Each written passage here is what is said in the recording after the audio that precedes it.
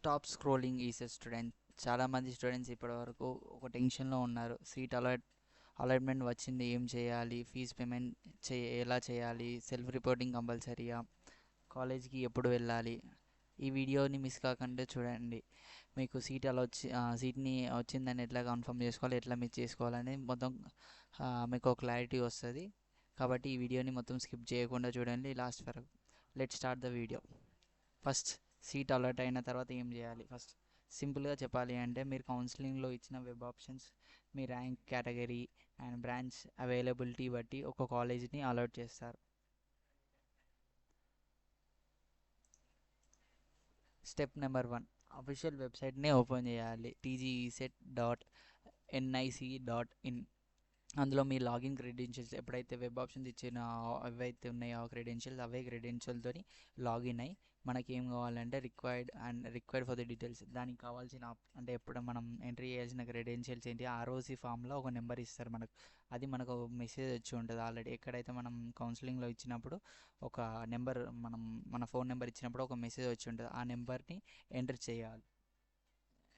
చేయాలి. తర్వాత hall ticket enter చేయాలి. మనం రిజిస్టర్ చేసుకున్నప్పుడు మనం క్రెడెన్షియల్స్లో రిజిస్ట్రేషన్ చేసుకున్నాం కదా పాస్వర్డ్ని, అదే పాస్వర్డ్ని ఇక్కడ ఎంటర్ చేయాలి.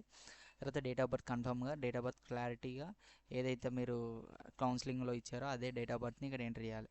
తర్వాత అందులో ఉంచి ప్రొఫెషనల్ అలాట్మెంట్ ఏదైతే మీకు అలాట్ అయిందో కాలేజ్ని, దాన్ని అలాట్మెంట్ ఆర్డర్ని డౌన్లోడ్ చేసుకొని సీట్ డీటెయిల్స్ కేర్ఫుల్గా చెక్ చేసుకోండి. అంటే మీకు ఎంత ఫీజు వచ్చింది, ఎక్కడ అలాట్ అయింది, ఏ బ్రాంచ్లో అలాట్ అయింది ప్రాపర్గా అక్కడ ఫుల్ డీటెయిల్స్ ఇస్తారు. మనం అందులో చెక్ చేసుకొని కాలేజ్ నేమ్, తర్వాత బ్రాంచ్, ట్యూషన్ ఫీజు ఎంత ఉంది, రిపోర్టింగ్ డేట్ ఎప్పుడు, కింద ఇన్స్ట్రక్షన్స్ ఉంటాయి. ఆ ఇన్స్ట్రక్షన్స్ మొత్తం చదవండి. మీకు ఒక క్లారిటీ వస్తుంది ఎప్పుడు ఫీజు కట్టాలి, ఎంత ఫీజు కట్టాలి.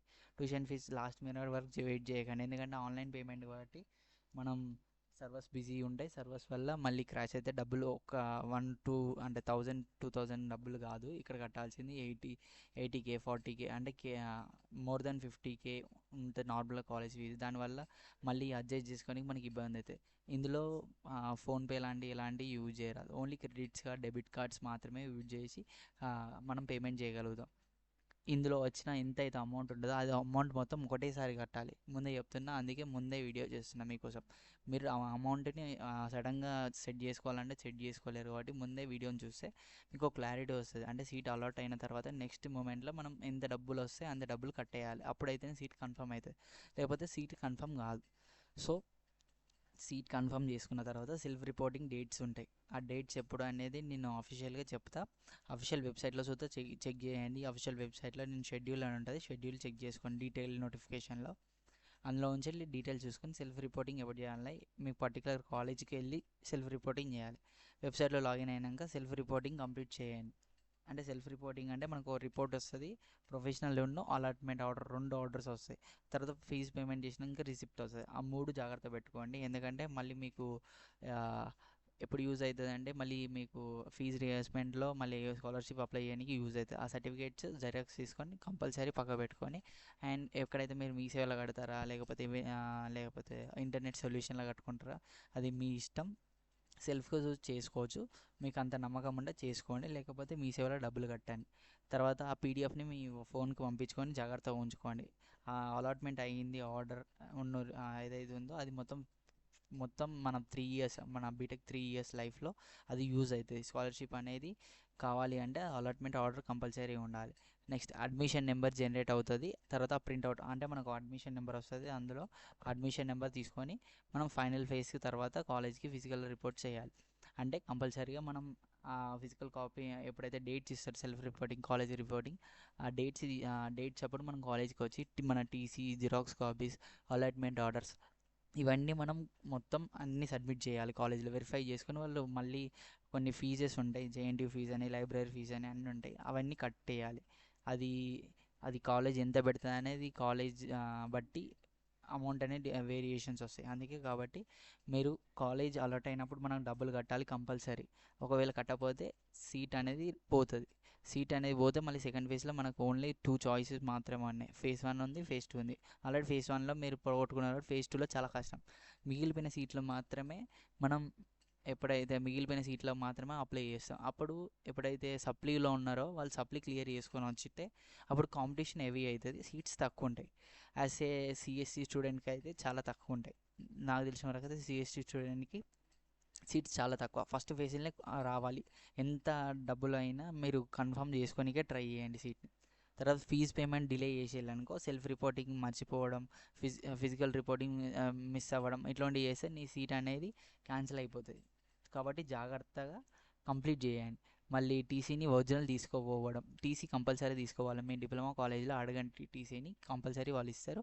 అది తీసుకొని క్లారిటీగా వాళ్ళకి సబ్మిట్ చేయాలి. ఆ సబ్మిట్ చేయకపోతే మన సీట్ అనేది కన్ఫర్మ్ కాదు. ఈ మిస్టేక్స్ అవాయిడ్ చేయండి. ఇంపార్టెంట్ రిమూవ్, సీట్ అలాట్మెంట్ వచ్చిన తర్వాత కామ్గా రిలాక్స్ అవి ఆ ప్రాసెస్ కంప్లీట్ అయిన తర్వాతనే ఎవ్రీ స్టెప్స్ ఫాలో అవ్వండి. అంటే ఒక సెల్ఫ్ రిపోర్ట్ డౌన్లోడ్ చేసుకోగానే నెక్స్ట్ ప్రాసెస్ వచ్చేసి ఇది చేయాలి అది చేయాలని హరిబరి కాకండి. కొంచెం కామ్గా ఉండండి. సెల్ఫ్ రిపోర్టింగ్ ఎక్స్ప్లెనేషన్ మొత్తం నేను నెక్స్ట్ వీడియోలో చేస్తాను. అంటే మీరు కాలేజీకి ఎట్లా వెళ్ళాలి, కాలేజీకి వెళ్ళినాక ఏమేమి సర్టిఫికేట్స్ తీసుకోవాలి, అవి ఎట్లా సబ్మిట్ చేయాలి, అది ఎట్లా ప్రాసెస్ అని నేను చెప్తాను. నెక్స్ట్ స్మార్ట్ అడ్మిషన్స్, ఒకవేళ ఫేజ్ 1 ఫేజ్ 2లో మీకు సీట్ రాకపోతే స్పాట్ అడ్మిషన్స్ ఎట్లా తీసుకుంటారు, అండ్ ఫీజ్ రివర్స్మెంట్ ఎట్లా, అంటే ఫీజ్ రివర్స్మెంట్ మీకు ఎలిజిబుల్ ఉంటే ఎట్లా మీరు రిట్రీవ్ చేసుకోవాలి, స్కాలర్షిప్లో ఎట్లా అప్లై చేయాలి. టాప్ కాలేజెస్ ఆల్రెడీ నేను వీడియో చేసిన, కావాలంటే నేను సిఎస్సికి top colleges already video separate చేసిన, దాని లింక్ డిస్క్రిప్షన్లో ఇస్తాను. ప్లస్ నేను ఇక్కడ పిన్ చేస్తాను పైన, అది ఒకసారి చెక్ చేయండి. కాబట్టి ఛానల్ని సబ్స్క్రైబ్ చేసుకోండి. మీరు మీకు ఇట్లాంటి ఇన్ఫర్మేషన్ కోసం అయితే మన ఛానల్ సబ్స్క్రైబ్ చేసుకొని, నేను ఏదైతే రిజల్ట్స్ వచ్చా అంటే అలాట్మెంట్ రాగానే నేను మళ్ళీ ఇంకొక వీడియో చేసి పెడతా, మీకు అర్థమవుతుంది. ఇప్పుడైతే క్లారిటీగా ఉండండి, టెన్షన్ పడకండి. ఇవాళ నైట్ 23rd, ఇవాళ నైట్ వరకన్నా రేపు మార్నింగ్ 24th 10 AM వరకన్నా మీకు సీట్ అనేది అలాట్ అవుతుంది. మీకు ఫోన్కి మెసేజ్ వస్తుంది. ఒకవేళ ఫోన్కి మెసేజ్ రాకపోతే టెన్షన్ పడకండి. జస్ట్ మీరు అఫీషియల్ వెబ్సైట్లోకి వెళ్ళి లాగిన్ అయ్యి చూసుకోండి. అక్కడ సీట్ అలర్ట్ అయితే అలర్ట్ అయినట్టు, లేకపోతే సీట్ అలర్ట్ కాకపోతే అలర్ట్ కానట్టు.